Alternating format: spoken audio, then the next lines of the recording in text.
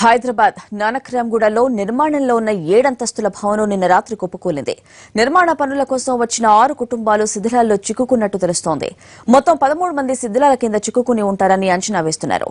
టోలీచౌకి సూర్యానగర్ కు చెందిన సత్తు సింగ్ అనే వ్యక్తి నానక్రామ్గూడలో 220 గజాల స్థలాన్ని కొని ఎలాంటి అనుమతులు లేకుండానే G+6 అంతస్తుల నిర్మాణాన్ని గత ఏడాది సెప్టెంబర్లో మొదలుపెట్టాడు.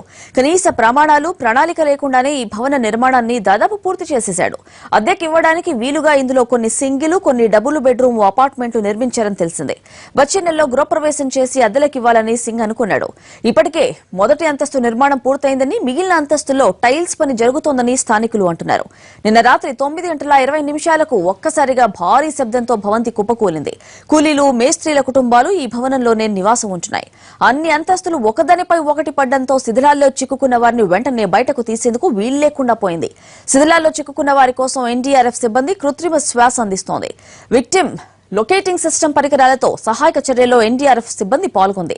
శిథిలాల చిక్కున్న వారి విజయనగరం జిల్లా బొబ్బిలి మండలం సుభద్ర గ్రామానికి చెందిన వారుగా గుర్తించారు. గత ఏడాది వారంతా ఇక్కడే పనిచేస్తున్నారు. ఈ ఘటనలో ఛత్తీస్గఢ్ కు చెందిన మరో ఫ్యామిలీ కూడా ఉంది. మొత్తం శిథిలాల కింద 13 మంది ఉన్నారని సమాచారం. అందులో ఛత్తీస్గఢ్ కు చెందిన రేఖ అనే మహిళను, 2 సంవత్సరాల బాబును రక్షించారు.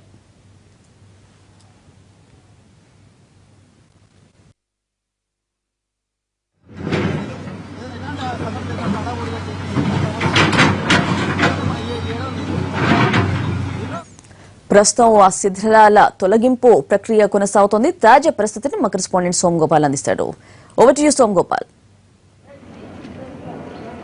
దాదాపు 10 గంటలైంది. శిథిలాల కింద ఉన్న వారిని రక్షించేందుకు ఎన్డీఆర్ఎఫ్ టీంలు విశ్వ ప్రయత్నాలు చేస్తున్నాయి. ఎట్టకేలకు 2 ప్రాణాలతోటి బయటికి తీసుకొచ్చారు. ఒక బాలుడితో పాటు ఒక మహిళను బయటికి ప్రాణాలతో తీసుకొచ్చారు. వాళ్ళ దగ్గర ఉన్న సాంకేతిక పరిజ్ఞానాన్ని ఉపయోగించి శిథిలాల కింద ఉన్న వీరికి ఎలాంటి ప్రాణాపాయం లేకుండా బయటికి తీసుకురాగలిగారు. ఇది చూస్తే కాంట్రాక్టర్ అంటే బిల్డర్ అత్యాశ, అలాగే అధికారుల నిర్లక్ష్యం వెరసి ఈ బిల్డింగ్ కూలిపోవడానికి కారణంగా మనం చెప్పొచ్చు. రాత్రి ఘటన జరిగినప్పటి నుంచి అధికారులు అన్ని విభాగాలు, ఒకవైపు ఇంజనీరింగు, మరోవైపు ఫైరు, అలాగే ఎన్డీఆర్ఎఫ్ టీంలు కష్టపడుతున్నాయి. శిథిలాల కింద మొత్తం 13 మంది ఉన్నట్లు బయటికి తీసిన మహిళ చెప్పిన సమాచారం ప్రకారం గుర్తించారు. వారందరినీ ప్రాణాలతోటి బయటికి తీసేందుకు వారు ప్రయత్నం చేస్తున్నారు. ఈ 2 బయటికి ప్రాణాలతోటి బయటికి తీయగలిగారు. మరొక 11 మంది శిథిలాల కింద ఉన్నారని తెలుస్తుంది. అయితే ఇప్పటికే ఒకరు మృతి చెందినట్లు గుర్తించారు ఎన్డీఆర్ఎఫ్ బృందాలు. అధికారులు, అలాగే మంత్రులు, మేయరు, డిప్యూటీ మేయర్ అందరూ ఘటనా స్థలంలోనే ఉండి ప్రత్యక్షంగా సహాయక చర్యల్ని పర్యవేక్షిస్తున్నారు. రెస్క్యూ చేసిన బాబు పేరు దీపక్గా గుర్తించారు. వీరు ఛత్తీస్గఢ్ నుంచి వచ్చిన ఫ్యామిలీగా కూడా గుర్తించారు. అలాగే వీరి తండ్రి శిథిలాల కింద చనిపోయినట్టు ఇప్పటికే గుర్తించారు. అత్యంత విషాద సంఘటనగా చెప్పొచ్చు. అక్రమంగా నిర్మాణాలు హైదరాబాద్లో జరుగుతున్నప్పటికీ అధికారులు పెద్దగా పట్టించుకోవడం లేదు.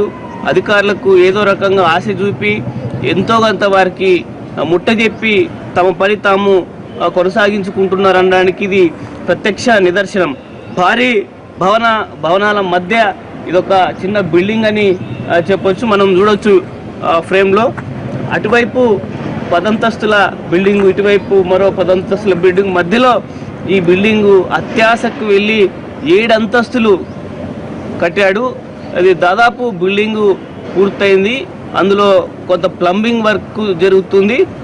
ఆ ప్లంబింగ్ వర్క్ చేయడానికి విజయనగరం నుంచి కొంతమంది, అలాగే ఛత్తీస్గఢ్ నుంచి కొన్ని ఫ్యామిలీలు వచ్చి ఉంటున్నాయి.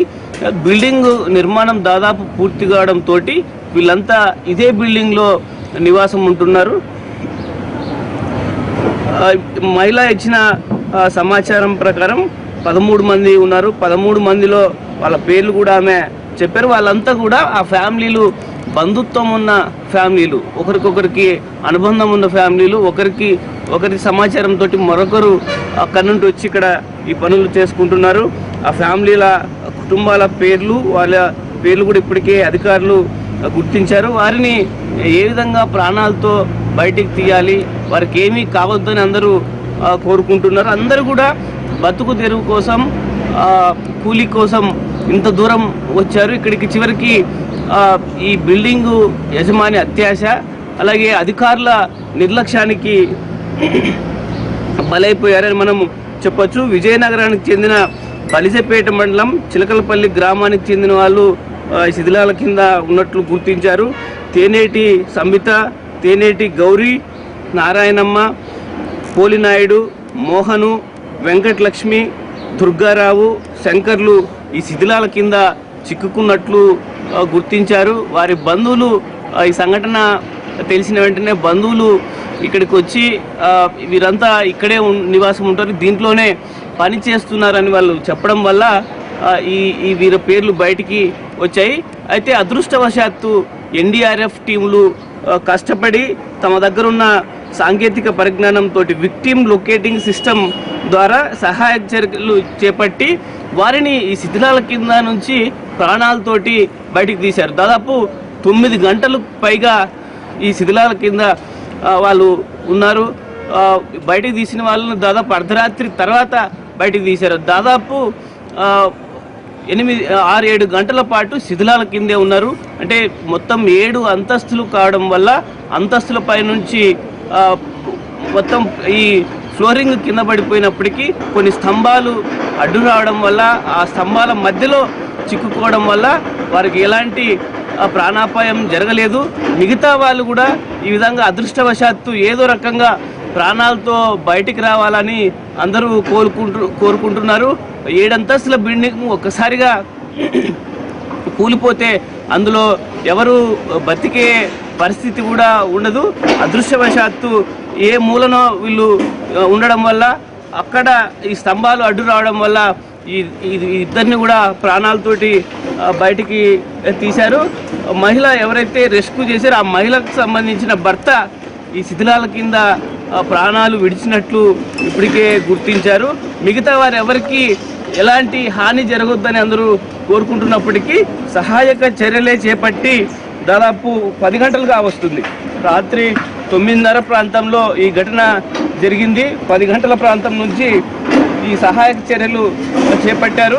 సమాచారం తెలిసిన వెంటనే అధికారులంతా కూడా వెంటనే స్పందించారు. ఒకవైపు ఎన్డీఆర్ఎఫ్ టీముల్ని రప్పించారు, మరోవైపు జిహెచ్ఎంసీ పరిధిలో ఉన్నటువంటి సాంకేతిక నిపుణుల్ని, అలాగే ఇంజనీరింగ్ విభాగం అధికారుల్ని ఇక్కడికి రప్పించారు. అలాగే బయటపడ్డ వారికి అత్యవసర సేవలు అందించేందుకు దగ్గరలో ఉన్న మంచి ఆసుపత్రులకి వారిని తరలించేందుకు ఏర్పాట్లు చేశారు. వైద్య బృందాలు ఇక్కడ ఉన్నాయి, అలాగే అంబులెన్స్లు కూడా ఇక్కడికి చేరుకున్నాయి. ఒకవైపు నుంచి సహాయక చర్యలు చేయడం సాధ్యం కాకపోవడంతో ప్రస్తుతం మనం ఉన్న వైపు నుంచి, అంటే బ్యాక్ సైడ్ నుంచి ప్రస్తుతం సహాయక చర్యల్ని ప్రారంభించారు. మనం చూడొచ్చు, ప్రొక్లైన్ల ద్వారా శిథిలాలను మెల్లగా తొలగిస్తున్నారు. అంటే శిథిలాల కింద మనుషులు ఉన్నారని గుర్తించారు కాబట్టి కూలీ కోసం నగరానికి వచ్చి శిథిలాల కింద చిక్కుకున్న వాళ్ళు వీళ్ళంతా కూడా అన్ని చితికిన బతుకులని చెప్పొచ్చు. కేవలం కూలీ కోసం సుదూర ప్రాంతం నుండి వచ్చి రోజువారీ కూలీ కోసం ఈ శిథిలాల కింద చిక్కుకున్న వాళ్ళు వీరందరికి కూడా ఏమీ కావద్దని వాళ్ళ బంధువులందరూ కోరుకుంటున్నారు. అక్రమంగా హైదరాబాద్లో నిర్మిస్తున్నటువంటి భవనాలకు సంబంధించి గతంలో జిహెచ్ఎంసీ కొంత సీరియస్గా వ్యవహరించినప్పటికీ ఆ తర్వాత లోకల్గా ఉన్నటువంటి పరిస్థితులు, అలాగే భవిష్యత్తులో ఎదురయ్యే సమస్యల్ని గుర్తించి, అలాగే న్యాయపరమైన కొన్ని చిక్కులు రావడంతో తాత్కాలికంగా ఈ అక్రమ కట్టడాల కూల్చివేతకు సంబంధించి ఆపేశారు. ప్రస్తుతం ఈ సంఘటనతోనైనా గతంలో జరిగిన కొన్ని సంఘటనల ఆధారంగా కొంత వేగవంతం చేసినప్పటికీ అక్రమ కట్టడాల కూల్చివేతలు ప్రస్తుతం మళ్ళీ అక్రమ కట్టడాల కూల్చివేత మీద ఖచ్చితంగా ముందుకెళ్తామని ప్రభుత్వం చెబుతోంది. అయితే ఈ ఘటనతోనైనా ప్రభుత్వం కళ్ళు తెరిచి మళ్ళీ అక్రమ కట్టడాలు భవిష్యత్తులో రాకుండా, ముఖ్యంగా 350 గజాల స్థలంలో 7 అంతస్తుల భవనం ఎవరు కూడా ఊహించలేరు. కనీసం 500 గజాలు లేకుండా ఒక బిల్డింగ్ కట్టడానికి జిహెచ్ఎంసీ పరిధిలో ఎలాంటి అనుమతి లేదు.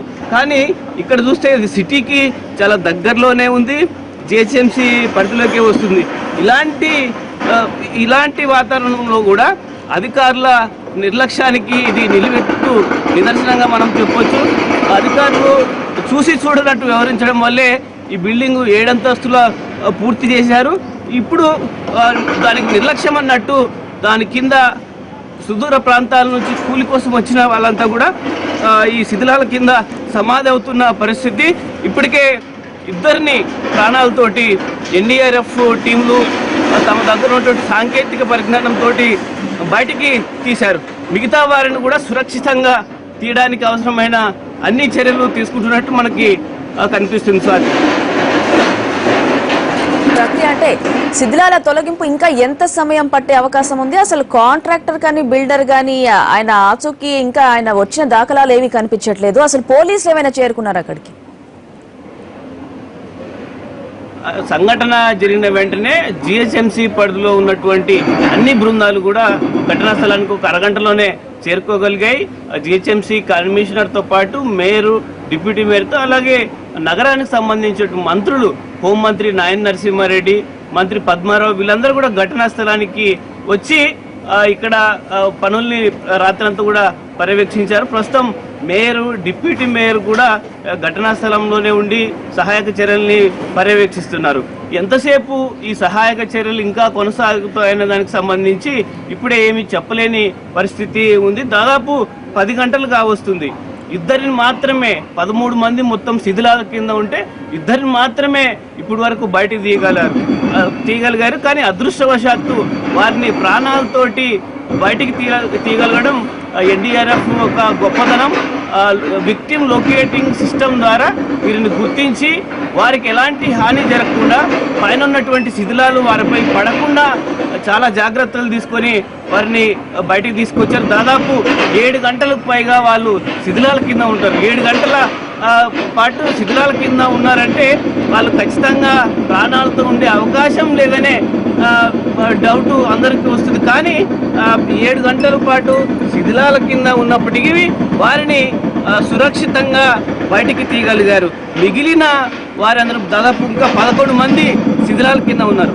ఆ 11 మంది శిథిలాల కింద ఉన్న వాళ్ళు ప్రాణాలతో ఉన్నారు కొంతమంది అని అనుమానిస్తున్నారు. వాళ్ళంతా కూడా బతికి బయటికి రావాలని కోరుకుంటున్నారు.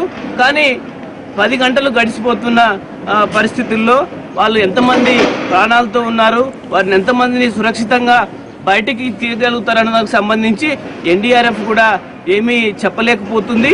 ఎక్కువ మంది ఈ బిల్డింగ్ కూలినప్పుడు స్తంభాల కింద ఉంటే మాత్రం వాళ్ళు ప్రాణాలతో ఉండే అవకాశం లేదు. అందువల్ల వాళ్ళు ఎంత సమయం తీసుకున్నప్పటికీ, ఇంకా ఎన్ని గంటలు పట్టినప్పటికీ, ఎంత సమయం వెచ్చించినప్పటికీ సురక్షితంగా వారికి ప్రాణాలకు భయం కలగకుండా, అంటే వారి ప్రాణాలకు ఎలాంటి ముప్పు లేకుండా వాళ్ళని కేవలం సురక్షితంగా బయటికి తీయడమే మాకు ఫస్ట్ ప్రయారిటీ అని చెప్తున్నారు. ఎన్ని గంటలు అన్నది మాకు మొత్తం ఇంపార్టెంట్ కాదన్నది ఎన్డీఆర్ఎఫ్ బృందాలు కానీ అలాగే జిహెచ్ఎంసీకి సంబంధించిన అధికారులు చెప్తున్నారు. సమయం ఎంత తీసుకున్నప్పటికీ, ఇంకా ఎలాంటి సహాయం అవసరమైనప్పటికీ, ఎవరు సహాయం తీసుకున్నప్పటికీ సాంకేతిక పరిజ్ఞానాన్ని ఉపయోగించుకొని విక్టిమ్స్కి ఎలాంటి ప్రాణహాని లేకుండా సురక్షితంగా బయటికి తీయాలని అందరూ కోరుకుంటున్నారు. స్వాతి.